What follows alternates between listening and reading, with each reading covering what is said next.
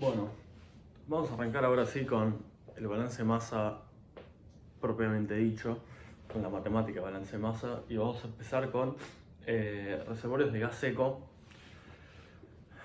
No sé por qué empezamos por estrictamente el más simple sería el de petróleo subsaturado, pero arrancar por acá tiene una ventaja que es podemos partir de, o podemos utilizar la ecuación de gases ideales o la ecuación de gases reales corregido con el Z para arrancar de lo que definimos realmente como un balance masa, que es lo que estuvimos hablando, que es toda la masa que hay en el reservorio tiene que ser la inicial menos la producida, y lo vamos a terminar transformando en un balance de volúmenes en condiciones de fondo.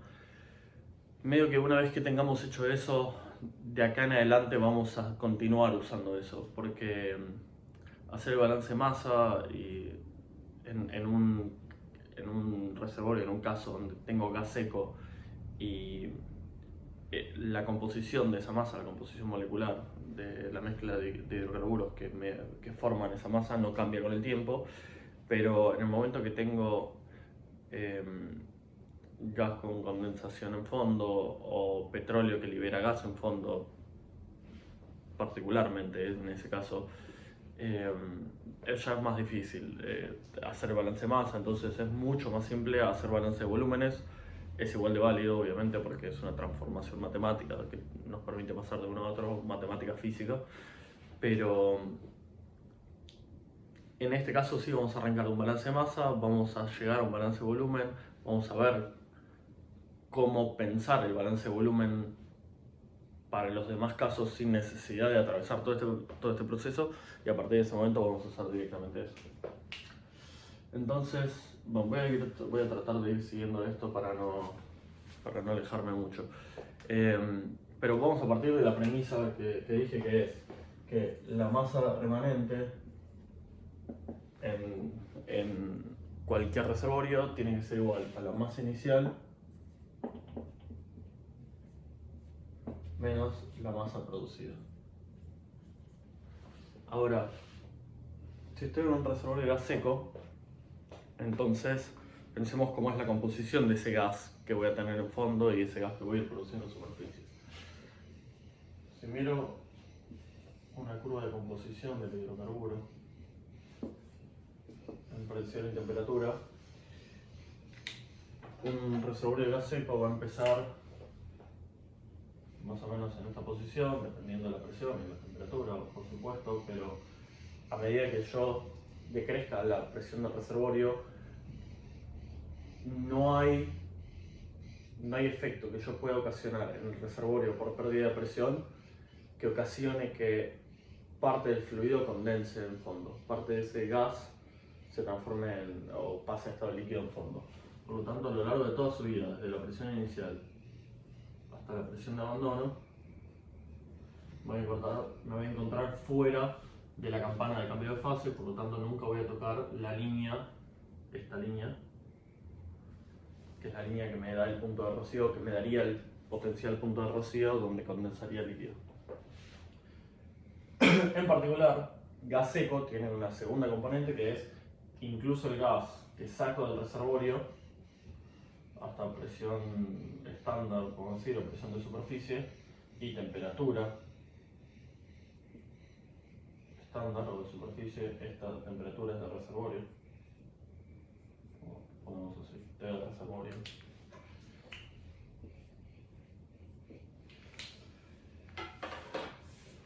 El fluido que llevo a superficie tampoco va a condensar. No así en un reservorio de gas húmedo, donde lo que saco a superficie, esto está un poquito más desplazado a la izquierda, y lo que saco a superficie sí entra dentro de la campana.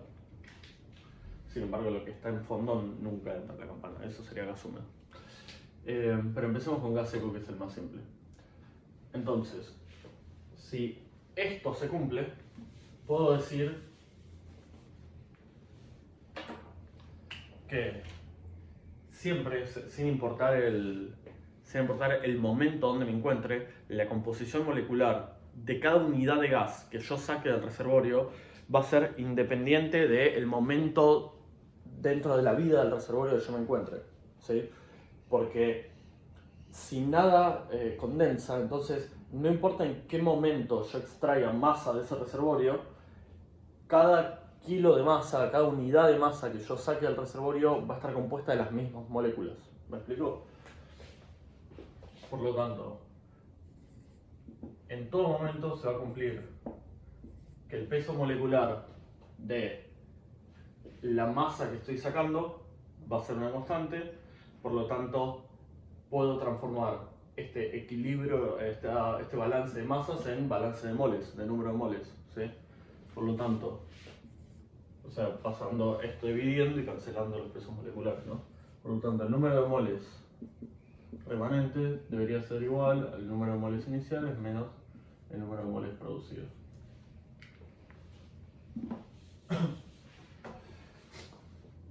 Y ahora sí, utilizando la ecuación de gases ideales corregida con el Z, que es la que llamamos ecuación de gases reales, podemos transformar número de moles a su equivalente en las demás variables. ¿Sí? Z, N, R, T, cada uno a su condición. Entonces, paso dividiendo todo lo que no es el número de moles y voy a reemplazar cada una de estas situaciones del reservorio por la ecuación de gases. Entonces, el número de moles remanente. El número de moles remanente es el número de moles que encuentro en un momento cualquiera dentro del reservorio después de haber producido un cierto volumen y lo voy a analizar en condiciones de reservorio. Como lo voy a hacer para cualquier momento, entonces voy a poner una presión genérica y la temperatura de fondo. Y el Z genérico que dependa de esta presión, ¿sí? Por lo tanto, el número de moles remanente va a ser la presión en fondo por el volumen en fondo, que ahora vamos a hablar de esto, dividido Z, que depende de esta presión, ¿sí? Le podría poner Z de P, pero no vale la pena porque lo voy a usar todo el tiempo y va a ser siempre. O sea, sabemos que Z depende de P. R, temperatura de fondo. Ahora voy a volver a esto. Es igual al número de moles inicial, es todo lo mismo, pero con valores iniciales de estas variables. Presión inicial, volumen inicial, Z inicial, R, T de fondo. Y el número de moles producido, dado que la producción la estoy midiendo en superficie y en general el volumen lo voy a estar midiendo en superficie, puedo plantear el número de moles producido en condiciones de superficie, que es donde tengo las mediciones hechas, que es más fácil. Entonces voy a tener presión estándar, presión de superficie, por el volumen producido en condiciones de superficie, EGP, dividido Z en superficie, que es 1, R y temperatura estándar, llamémosle temperatura de superficie. ¿Sí? Borro esto un toque, así no me molesta. Y obviamente voy a cancelar las cosas que pueda cancelar. Ahora hablemos un poquito de el volumen. Un volumen inicial o un volumen en un momento cualquiera del reservorio.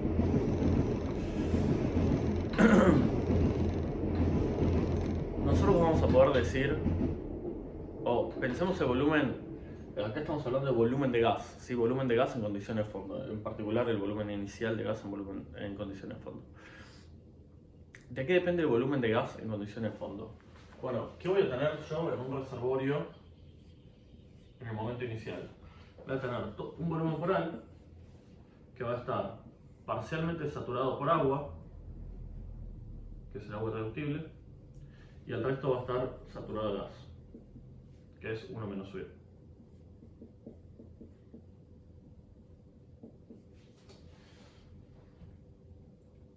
Entonces, podría decir que el volumen de gas es igual al volumen corporal por saturación de gas inicial. ¿Sí?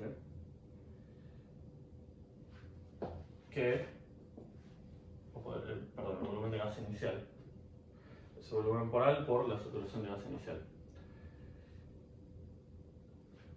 Esto podría decir también que es todo el gas inicial en condiciones de fondo. O sea, un volumen de gas grande o un volumen de gas que mide lo que tenga que medir en superficie, al cual lo comprimo y lo llevo a una condición de presión tal que ocupa por completo este contenedor, ¿sí? Este recipiente. Entonces puedo decir que este volumen de gas inicial o este volumen inicial que mide el gas, sinónimos, es todo el gas inicial en condiciones de fondo. G he usado, no lo dije antes, pero otra forma de decirle, lo pongo acá un costadito. Al petróleo en castellano le decimos POIS, en inglés le decimos OIP, o directamente le podemos decir N, ¿sí? O al menos así le dicen los americanos. El gas nosotros le podemos decir GOIS, le podemos decir OHIP, o directamente le podemos decir G. Esta G un poco hace referencia a eso. Es G en condiciones de fondo, ¿sí? El volumen inicial de gas en condiciones de fondo. Para hacerlo más claro ponemos G inicial en condiciones de fondo, pero estoy hablando de eso, estoy hablando de el tamaño que mide la caja donde alojé todo este gas, ¿sí?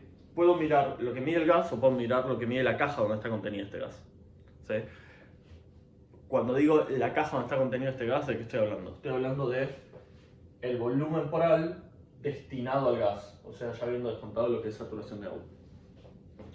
Por lo tanto, este volumen inicial lo puedo llamar gas inicial en condiciones de fondo. Ahora, acá tengo que tomar una decisión cuando voy a hablar de este volumen, el volumen posterior a que haya transcurrido un tiempo, que haya producido algo de masa al reservorio. La decisión que tengo que tomar es si voy a tener en cuenta, si voy a considerar cambios en el volumen poral por acción de la caída de la presión y la compresibilidad poral que venimos hablando, que dijimos que usualmente en gas no va a ser relevante. Para seguir con este hilo, vamos a asumir que no es relevante y al final lo vamos a incorporar.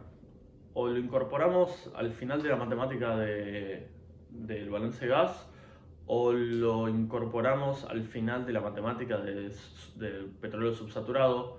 En ambos casos estamos hablando de una expansión entre comillas monofásica, ¿se acuerdan? Solo que en la de petróleo subsaturado va a importar mucho más. Ahí obligatoriamente lo tenemos que incorporar y la forma matemática de incorporarlo es la misma. Así que, bueno, lo hago acá al final también. La verdad que es la misma matemática que vamos a ver en el siguiente video, o en el video que hablemos de saturación de petróleo subsaturado. Pero no cuesta nada hacerlo acá. Pero seguro que no lo voy a hacer en este modelo, lo voy a hacer en el modelo de cambios de volumen, que es mucho más fácil. Entonces, ahora, volviendo a esto, si asumimos que el volumen poral es constante en el tiempo, entonces, ¿de qué pueden depender potenciales cambios de volumen en esta caja disponible para el gas? Bueno, lo que mide originalmente menos cualquier volumen que yo pierda por entrada de agua. Si yo definí mi reservorio, mi zona de reservorio del carburo, digamos, desde acá hasta acá, es un modelo muy simple, ¿no? Pero lo podría encontrar en la realidad también. Y tengo entrada de agua que entra ya sea a través del fondo, a través de un contacto o de lado, pero no importa, tengo una entrada de agua a este recipiente, a este contenedor. Entonces pierdo volumen disponible para el hidrocarburo. Por lo tanto, un volumen futuro sería el inicial menos la cantidad de agua que entró a este contenedor, a este recipiente, y la perdí para disponer, o sea, es dónde van a estar alojados estos moles de gas, ¿sí? Por lo tanto, si entra agua, evidentemente donde está este agua que acaba de entrar no voy a poder distribuir estos moles y la presión va a ser distinta. Pero si parte de esa agua que entra la saco a través de los pozos lo transformo en agua producida, es volumen que recupero, es volumen que gano. Entonces, es volumen que se expande, es volumen que crece el espacio disponible para el hidrocarburo. Por lo tanto, sin tener en cuenta cambios en volumen por al, en el volumen total por al, puedo transformar esta B en gas inicial en condiciones de fondo menos agua, menos agua, entrada de agua más agua producida. Quedó muy desprolijo esto.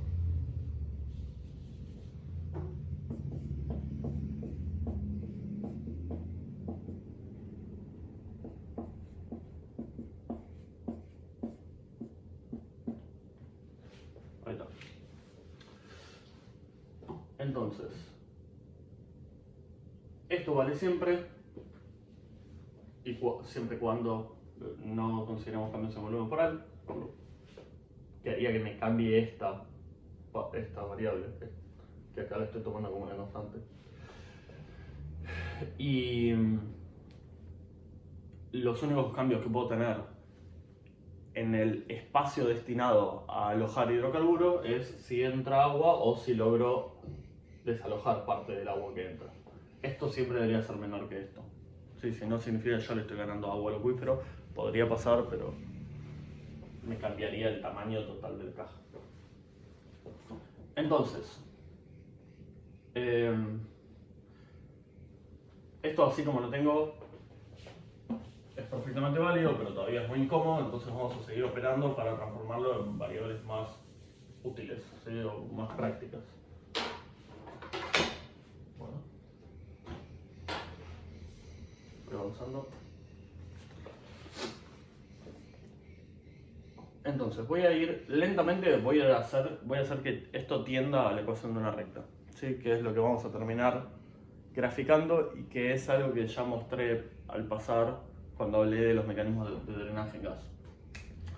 Para hacer eso voy a despejar esta variable, voy a tratar de dejar estas dos que voy a tomar como mi condición inicial libres, por lo tanto voy a multiplicar toda esta ecuación por la inversa de estas variables, ¿sí?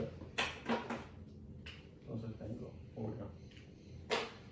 este está extinto.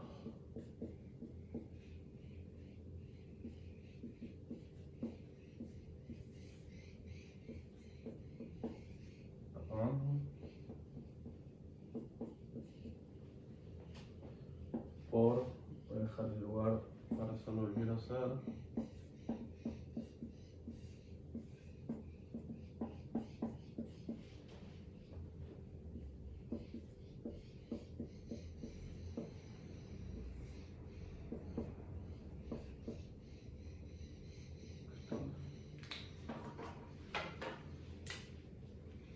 Y multiplico por ten fondo sobre gas inicial en condiciones de fondo. Ten fondo sobre gas inicial en condiciones de fondo. Ten fondo sobre gas inicial en condiciones de fondo.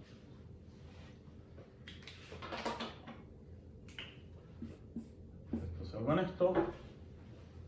Esto se va con esto. Y esto por ahora no lo toco. Entonces,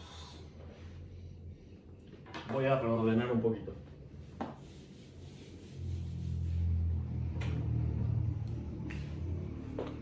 P sobre Z por este paréntesis dividido esto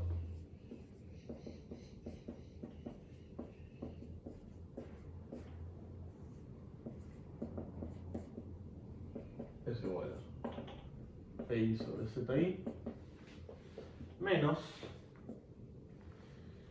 miremos esto un segundo, tengo GP que va cambiando a medida que saco masa de reservorio, presión en superficie, temperatura en superficie, gas inicial en condiciones de fondo y temperatura en fondo. No sé cuánto valen estos cuatro parámetros, pero sí estoy seguro que son constantes. ¿Sí?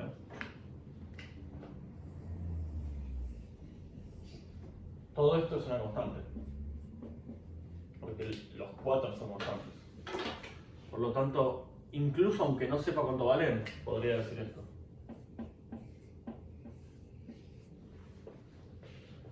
Entonces lo único que me queda por resolver para llegar a esta ecuación de recta que estoy hablando es ¿qué pasa acá? Bueno, puedo hacer una asunción relativamente liviana, siempre y cuando sea correcta, seguir avanzando y ver si la asunción que hice me lleva a algún problema, ¿sí? Entonces, asumamos a priori, sin tener ninguna evidencia, que la entrada de agua es nula. Si la entrada de agua es nula, forzosamente la producción de agua debería ser nula, porque el agua que tengo inicialmente en el reservorio es irreductible, es inmóvil, y no tengo agua que entra al reservorio, entonces en ningún momento en el reservorio tendría agua móvil que pueda producir. Entonces, si la entrada es nula, la producción debería ser nula. Si esto es 0 y esto es 0, entonces esto es igual a esto, los cancelo.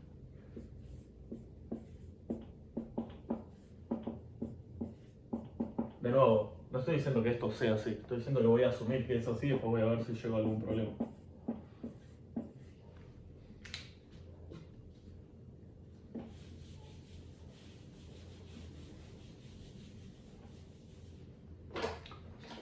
¿Qué es esto? Bueno, si tomo esto como I igual a B menos M por X, o más esta menos constante, puede ser que esto es la ecuación de una recta. ¿Y cómo se ve esta ecuación de la recta? Si la grafico. Bueno, voy a graficar mi variable I, F sobre Z, versus mi variable X, que es GP. Este gráfico lo hicimos ya, lo hemos hecho ya. Parto de P inicial sobre Z inicial y a medida que aumenta GP, la presión cae. ¿Cómo cae? De forma lineal, con esta pendiente que desconozco, pero no importa. O sea, lo que me interesa por ahora es ver si esto realmente se comporta como una recta. Entonces, pensemos un poco. Pensemos un poco. Yo arranco la producción de un reservorio. El reservorio es completamente gasífero, por lo tanto es un contenedor de gas a presión. Si fuese un gas ideal, cuando yo saco el 10% de la masa, la presión debería caer un 10%. Perdón, cuando yo saco un 10% del volumen, la presión debería caer un 10%. En este caso es lo mismo, pero en otros casos por ahí no. Entonces, en un reservorio de gas, de nuevo, en un reservorio de gas ideal, saco un 10% de volumen, la presión va a caer un 10%. Saco un 50% de volumen, la presión va a caer un 50%. ¿Sí? Que es lo que me permite, en gases ideales, decir esto.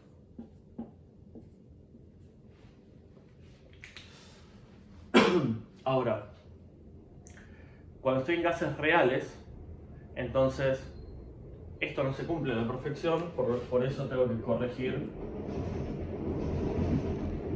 utilizando el Z, ¿sí? Que es justamente el factor le llamamos factor de desviación, y es el desvío de este gas real, de esta composición particular de gas real respecto de lo que sería un gas ideal. Lo que estoy diciendo en este gráfico es exactamente esto. Parto de un volumen inicial que está a una presión inicial, obviamente con su Z inicial. Entonces, cuando yo le aplico un delta P,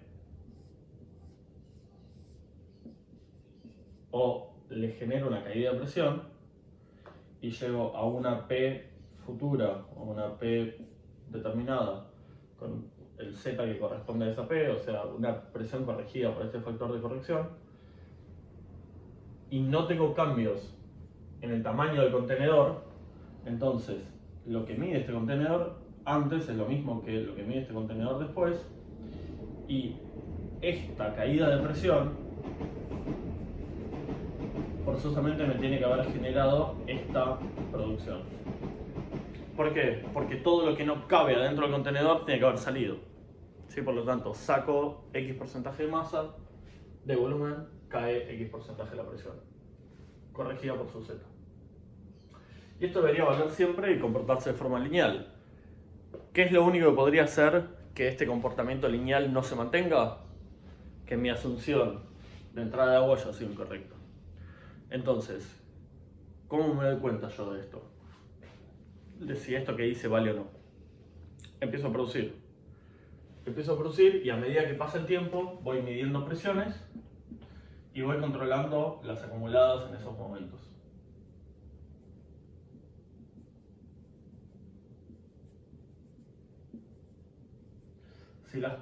Yo obviamente no tengo la recta de fondo, solamente tengo las crucecitas.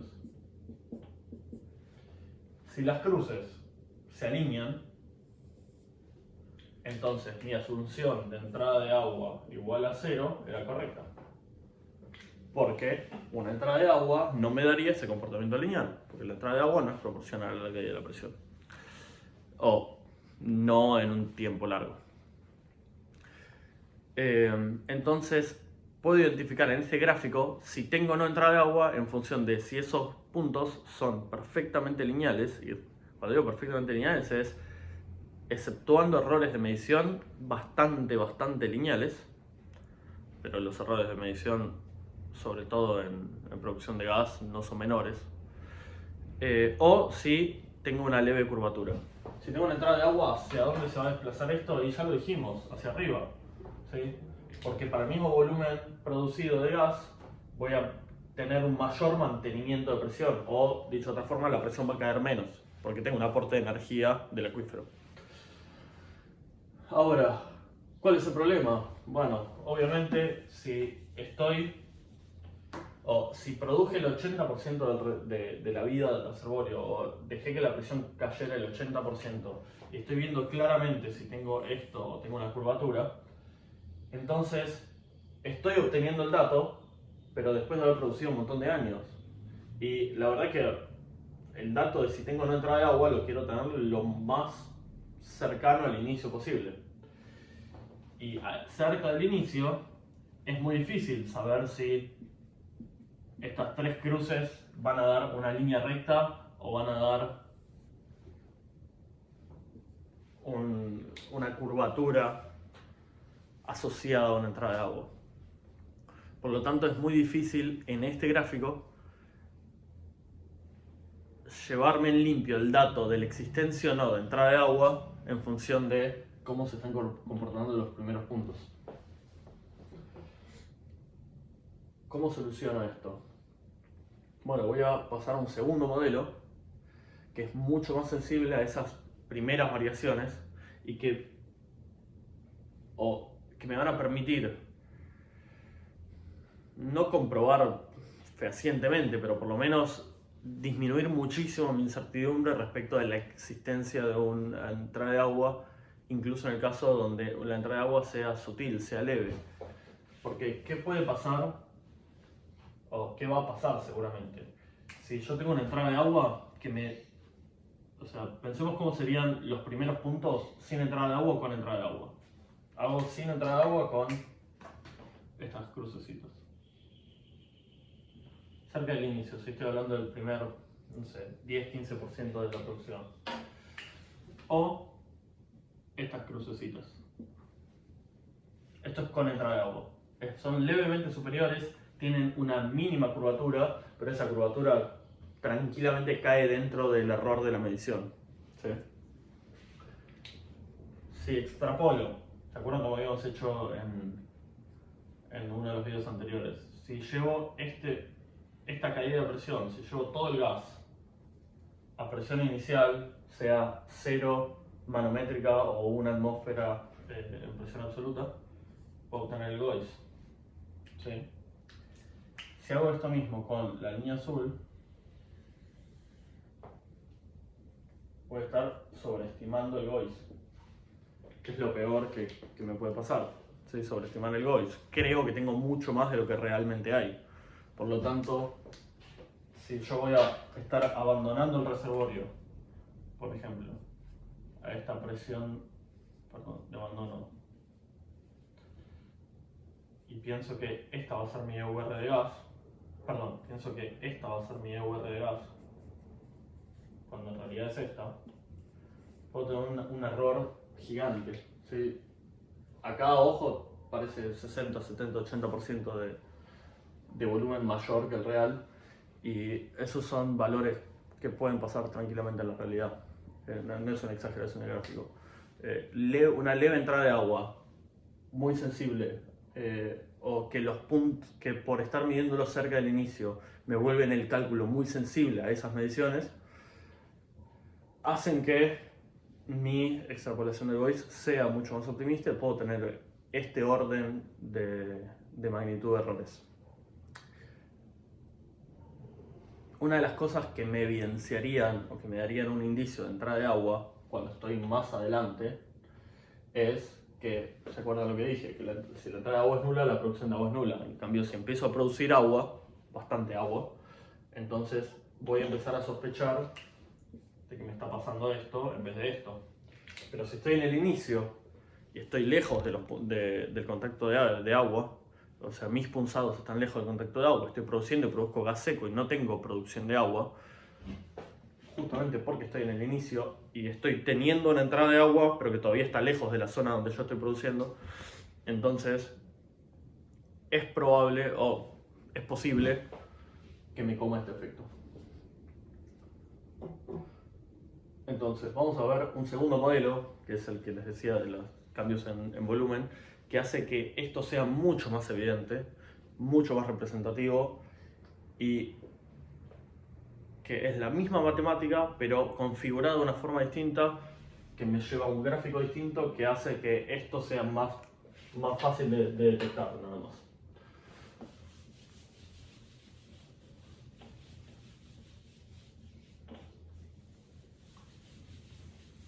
Bueno, no lo dije mucho, pero este gráfico se llama gráfico de P sobre Z. ¿Sí? Después voy a hablar un poquito sobre este gráfico. Bueno, acá está explicado en palabras un poco de lo que yo estuve diciendo.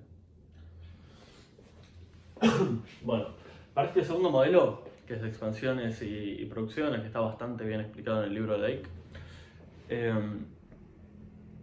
vamos a partir de el factor volumétrico del gas. ¿Se acuerdan que BO, BG, BW, aunque no lo usemos, son todos una relación entre cuánto mide en un momento determinado el volumen o una unidad de volumen en fondo respecto de superficie? ¿Sí?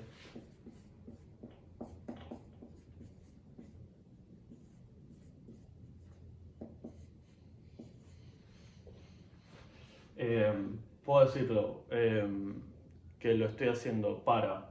Perdón, dije una unidad de volumen, no, justamente estoy comparando volúmenes, una unidad de masa o una unidad de moles.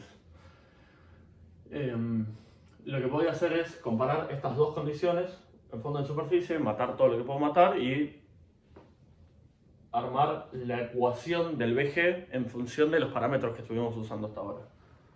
Para eso lo voy a hacer despejando de las ecuaciones de gases ideales, de gases reales, perdón, la variable volumen, que son con las que quiero llegar acá. Entonces,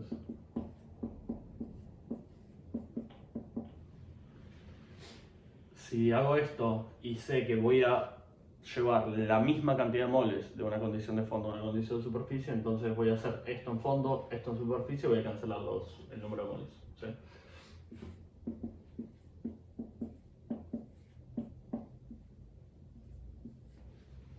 Esto en fondo dividido esto en superficie. Z en fondo es lo que va a depender de su presión. De fondo sobre la presión dividido esto mismo en superficie. ¿Cómo es en superficie? Presión estándar, Z estándar, que es 1, N, R, temperatura estándar. N con R y el 1 se van con esto y obtengo que BG es igual a Z sobre P por presión estándar o por temperatura en fondo, temperatura estándar, presión estándar. Todo esto es una constante. ¿sí? Temperatura en fondo, o sea, si no estoy haciendo nada extraño con el fondo, temperatura en fondo es una constante, temperatura y presión de superficie son dos constantes, son mis condiciones de referencia, y CTP cambian a medida que cae la presión. Aparte puedo plantear la misma relación, pero para las condiciones iniciales, ¿sí? Donde las únicas que cambian son estas dos.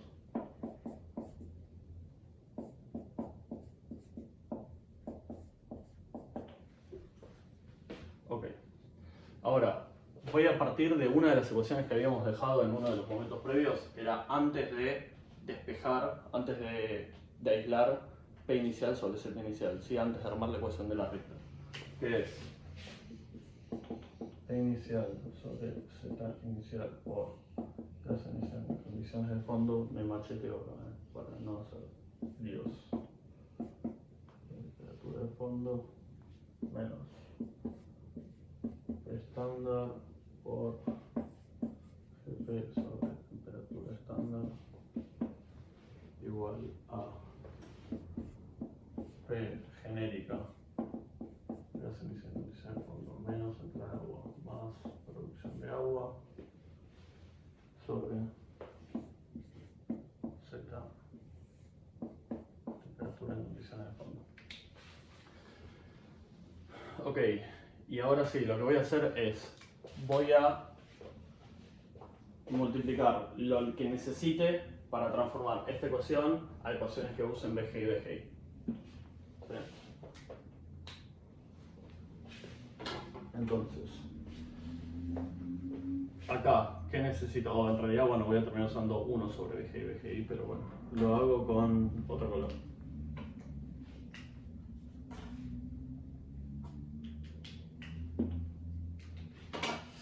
P y temperatura de fondo son 3 que ya tengo, me falta T estándar y P estándar. Perdón. Y P estándar. Bueno. Estándar y P estándar.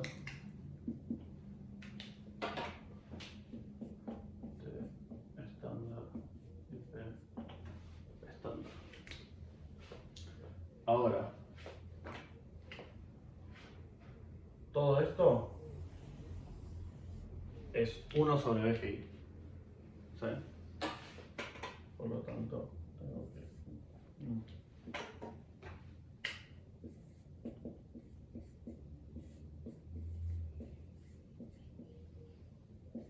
menos esto se va con esto se va con esto, que P es igual a, miremos esto un segundo, de nuevo, si asumo que no hay asunción, ni entrada de agua, ni producción de agua, entonces voy a llegar a, no hace falta, me estoy adelantando un paso, pero a que todo lo que tengo acá afuera es la ecuación de BG, o de 1 sobre BG, ¿sí? Y me va a quedar dividiendo todo este paréntesis, ¿sí? Bueno, ahora lo dejo y lo voy a sacar en un segundo.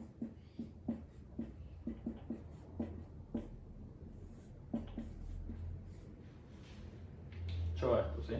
Si no tengo ni entrada ni producción de agua, entonces esta parte del término desaparece, que es lo que voy a sacar ahora. Pero antes de hacer eso voy a pasar voy a volver al modelo de reservorio que teníamos antes, donde habíamos dicho que el volumen de gas inicial era todo el volumen corporal por SGI, ¿sí? Otra forma de decirlo, o bueno, que también lo habíamos llamado gas inicial en condiciones de fondo. Y lo que yo había dicho en palabras, pero no lo había puesto en ecuación, era que una de las cosas que puedo hacer, es decir, todo el gas que tengo inicial, si lo comprimo y lo llevo a condiciones de fondo, es lo que cabe adentro de este volumen, o es lo que mide este volumen. ¿Cómo es? o cómo sería matemáticamente la forma de decir todo el gas inicial que tengo en condiciones de superficie llevado a condiciones de fondo. Bueno, es exactamente lo que estoy haciendo, es todo el gas inicial en condiciones de superficie, que es la definición de Gois, por BGI. ¿Sí? Esto es lo que mide el gas en fondo, por definición. Entonces, si despejo acá, puedo decir que gas inicial en condiciones de fondo sobre BGI es igual al Gois, que es lo que tengo acá. ¿Sí? Entonces, hago... Permiso, ¿eh? Separo acá. Y digo que Gois menos GP, este lado de la ecuación, tiene que ser igual a esto que voy a estar metiendo mano ahora. ¿Qué es esto? Voy a decir que si no tengo, o voy a hacer lo mismo que hice antes, voy a asumir que no hay ni entrada de agua y como consecuencia no tengo producción de agua. Voy a continuar con la matemática y voy a ver en qué momento se me evidenciaría la existencia real de una entrada de agua, de un acuífero, que yo obvié en la matemática. Sí, por lo tanto, llevo gas inicial en condiciones de fondo dividido BG, que puedo decir que esta variable es Gois por BGI. ¿Sí? Por lo tanto, si desprecio la entrada de agua, si desprecio la entrada y por lo tanto la producción de agua, me queda esta única variable, esta, o es una constante, pero bueno, este valor lo puedo transformar a Gois por BGI, dividido BG. El BG lo paso multiplicando por allá.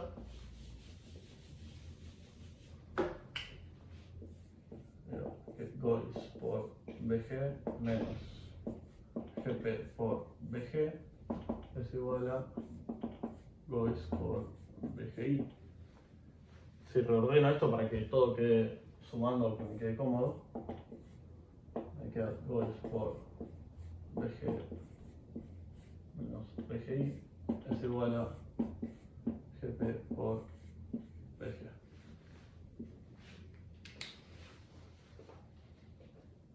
Ok. ¿Qué estoy queriendo decir? ¿O a qué conclusión llego cuando tengo esto? Digo, el Gois en superficie es una constante. Es todo el gas inicial que había, cuando lo llevo a superficie mide X metros cúbicos. ¿Sí? Es un volumen y es único, es una constante. Ahora, cuando ese gas yo lo llevo a fondo a distintas presiones, si lo llevo a fondo con la presión inicial, se contrae hasta ocupar, hasta medir lo que medía el reservorio, ¿sí? O la parte del reservorio destinada al hidrocarburo.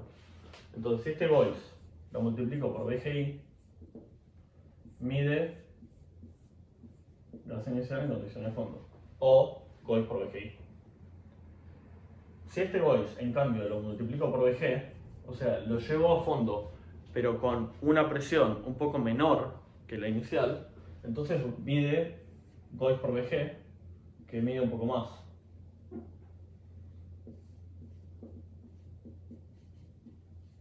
Acá déjenme poner Gois por BGI, que es lo mismo. Entonces, ¿qué es esta pesta? Lo que mide este rectángulo menos lo que mide este rectángulo. ¿Cuál es la diferencia?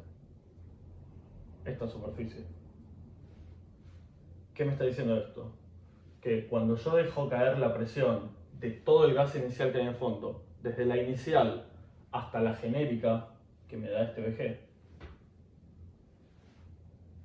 el gas se expandiría en fondo.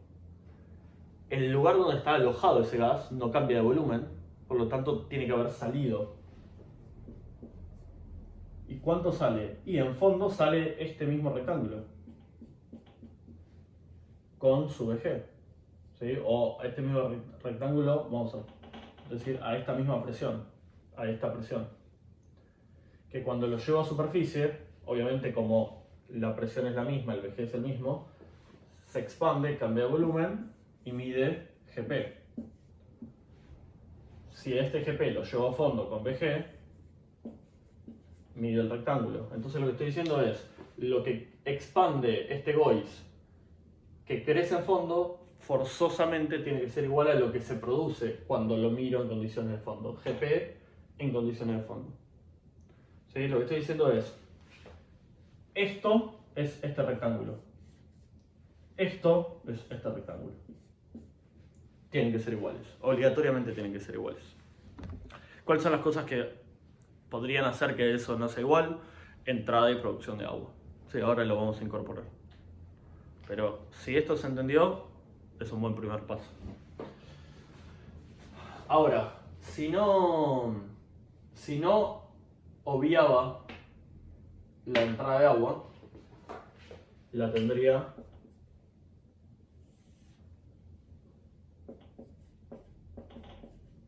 acá. ¿Sí? El VG lo paso multiplicando para allá de la misma forma. ¿Sí? Sorry, perdón, estoy pensando. De la misma forma. Y hago el mismo despeje tratando de que todo me quede sumando.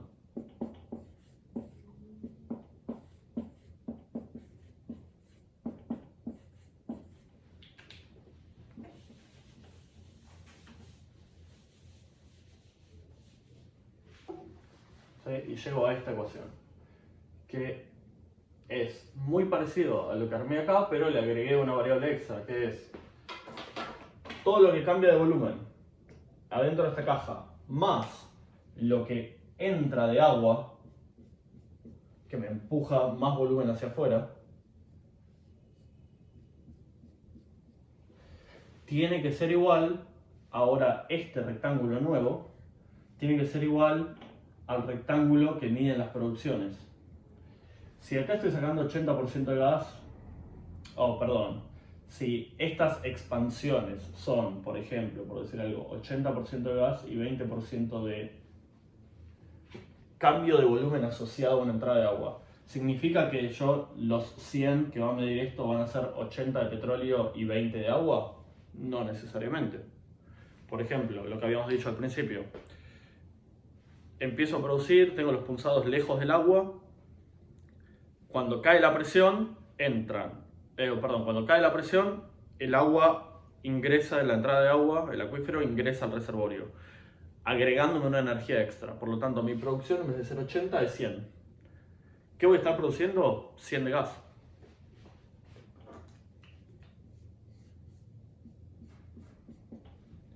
Por lo tanto, si yo no estoy considerando esto, el volumen de gas que necesito para generarme 100 a la misma caída de presión, forzosamente tendría que ser más grande. Ese es el motivo por el cual estoy sobreestimando el GOIS si no tengo en cuenta la entrada de agua. Porque de este lado, esto es lo que estoy midiendo y mido 100. ¿Sí? No importa si es todo gas o si es gas con agua. Pero de este lado mido 100. Entonces, este 100 lo puedo obtener como consecuencia de 80 de este lado y 20 de esto, o 100 de esto y 0 de esto. ¿Cuáles son las cosas que yo desconozco de este lado?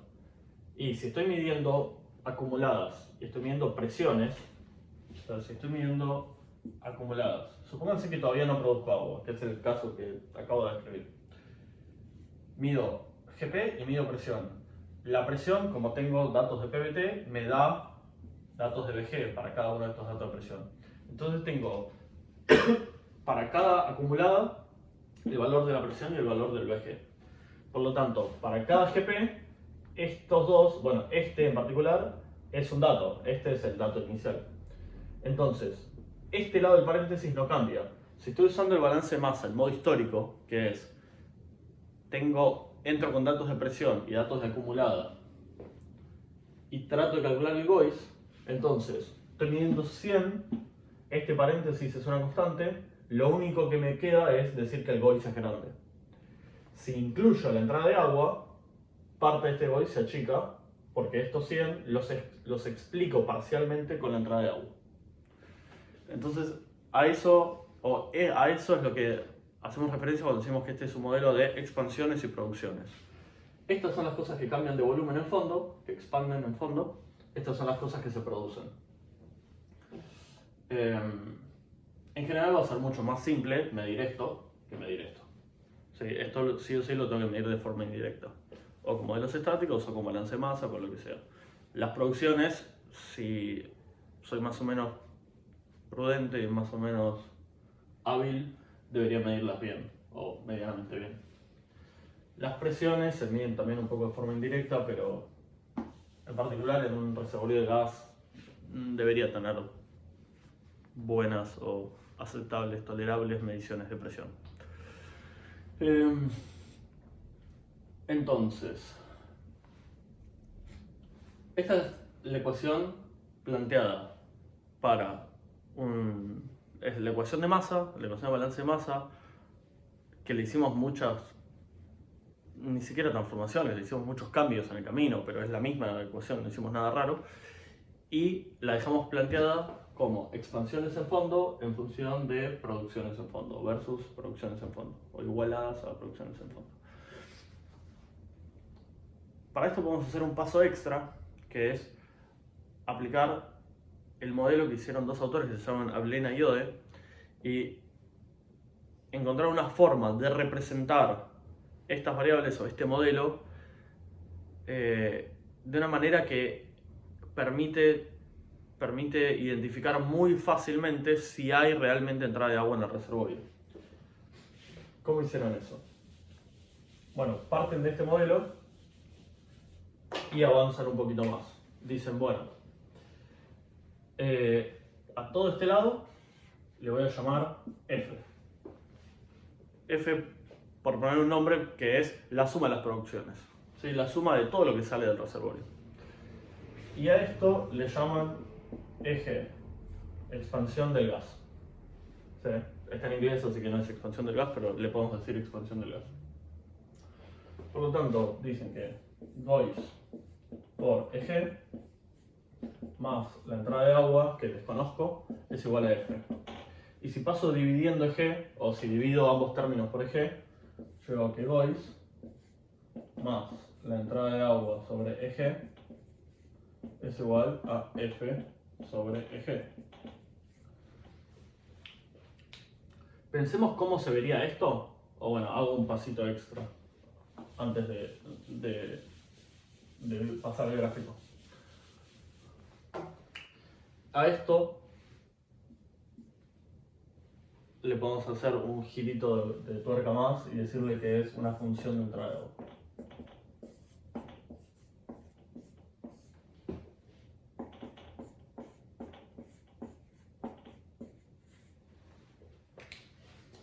Digo una función porque es una ley de entrada de agua, que es esta W, que es cómo está entrando agua al reservorio, o cómo entra agua al reservorio en función de la caída de la presión, dividido o respecto de expansiones unitarias adimensionales del gas en fondo. Pero bueno, me da una puja entre cuánta agua entra respecto de cuánto el gas se achica, cuánto el gas cambia de volumen. En fondo no se achica, pero se depleta. Entonces, supongamos por un segundo que esta función de entrada de agua es igual a 0. Es lo mismo que hacemos siempre. Y grafico esta variable, ¿sí?, en función de cualquier cosa que crezca en el tiempo.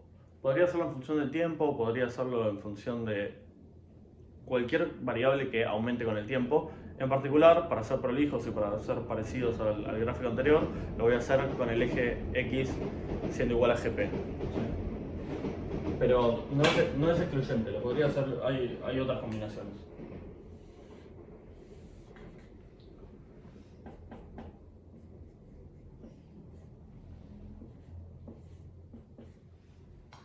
¿Cómo se va a ver esto a medida que, o cómo aparecerían las cruces, ¿sí?, lo que habíamos hecho con el P sobre Z, cómo aparecerían las cruces a medida que el tiempo pasa con las variables ordenadas de esta forma, si no hay entrada de agua? Bueno, si no hay entrada de agua, y Gois es una constante, es todo el gas inicial, Entonces, aunque yo no conozca cuánto es el GOIS, lo que sí puedo saber es que, o sea, de nuevo, imagínense que el GOIS para mí es una pared, perdón, que el GOIS no lo conozco y que solo puedo ver lo que el GOIS ocasiona en los pozos productores. Entonces, hay un GOIS que no sé cuánto mide acá, en condiciones de fondo, ¿sí? Está a través de una pared invisible para mí, impermeable para mí. Pero yo sé que cuando al GOIS le hago una caída de presión, el GOIS cambia de tamaño proporcional a EG. ¿Sí? Acuérdense que EG era VG menos VGI, es cuánto expande el gas en fondo, que me da una producción.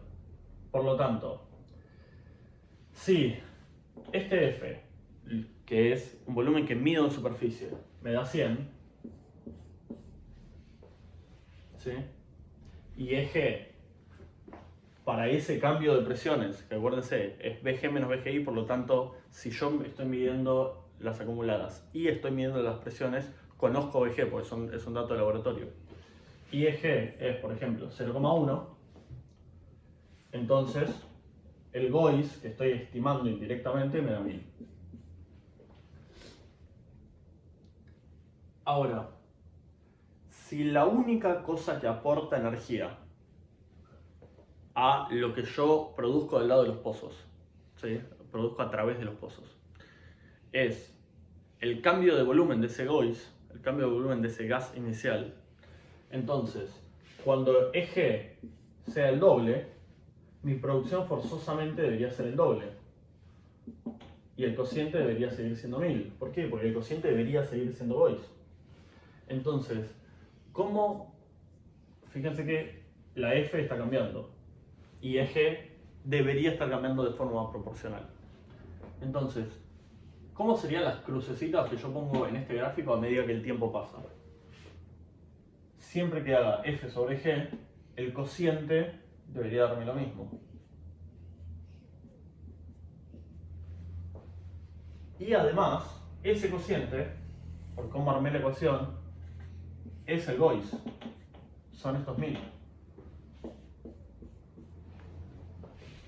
¿Sí? Entonces, si la asunción que hice de no entrada de agua es real, entonces a medida que mido acumuladas de gas, o a medida que pasa el tiempo, podría decir, y yo tengo datos de GP, datos de WP y datos de presión que se me traducen a datos de VG, que se me traducen a datos de EG, ese cociente siempre debería darme una constante, y esa constante es el GOIS.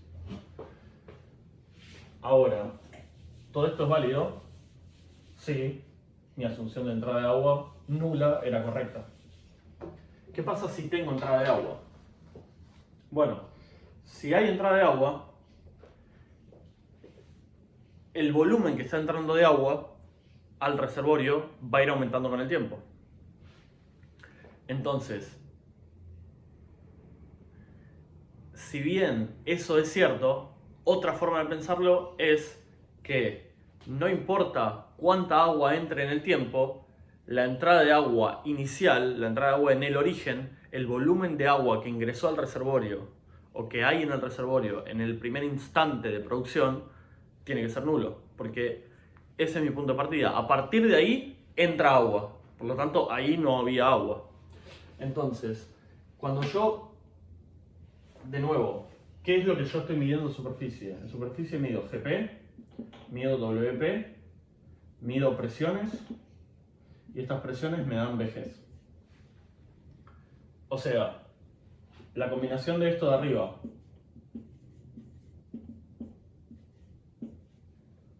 me da el F y el VG respecto de este valor inicial, que lo conozco porque es del laboratorio, me da el EG. Si para el mismo cambio de presiones ahora F es más grande, significa que tuve un aporte adicional de agua. Por lo tanto, cuando haga este cociente, no me van a quedar las cruces así. Me van a quedar las cruces así. Esto es obligatorio, ¿sí? Si F crece más rápido de lo que crece EG. Cuando crecen iguales, el cociente se me mantiene, lo cancelo y me da una constante. Si f está creciendo más rápido de lo que crece g, entonces a medida que pasa el tiempo, se me van alejando, ¿sí? El numerador va creciendo más rápido que el denominador.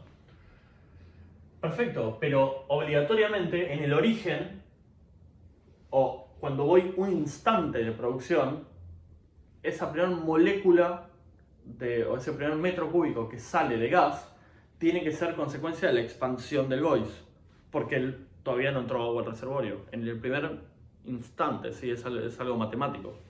Por lo tanto, si extrapolo esto para el origen, tengo que llegar al mismo Gois. ¿Cuál es la diferencia entre el gráfico de P sobre Z y este gráfico de Ablena y Ode? Que todavía no puse el nombre. Ablena y Ode. Es que estos cambios se ven muy temprano en la vida. Incluso con los primeros datos ya se ven. Podría tener algo muy agresivo, una entrada de agua muy light que me genera cambios, a pesar de ser muy débil la entrada de agua, me genera cambios muy fuertes en este gráfico. ¿Sí? Entonces, podría decir esto. Obviamente, entre el origen y el primer dato, tengo un juego, y ese juego me va a permitir que yo haga con el Gois o esto, o esto, o esto. Voy a tener una dispersión de posibles resultados válidos en función de, la verdad, cuánto tardé en tomar la primera medición posterior al inicio. Así que es bueno al principio medir más, que es una obviedad, pero vale la pena decirlo en voz alta. Sin embargo, el rango de incertidumbre acá debería ser mucho menor que el rango de incertidumbre que tenía en el P sobre Z, que era más o menos 60 o 80%. ¿Sí? Acá por ahí voy a estar errando un 5 o un 10%. Depende de dónde está este primer dato. Pero para el mismo primer dato de acumulada y presión, ¿sí? para el par acumulada presión, de este caso respecto del otro, mi incertidumbre de Gois debería ser mucho menor. En particular, aparte, puedo decir que cuando tengo esto, esta parte siempre sería el Gois y esta parte siempre sería la entrada de agua. ¿Sí? En el PowerPoint hay diferentes comportamientos de entrada de agua que dicen que esto es un acuífero débil, esto es un acuífero intermedio y esto es un acuífero fuerte.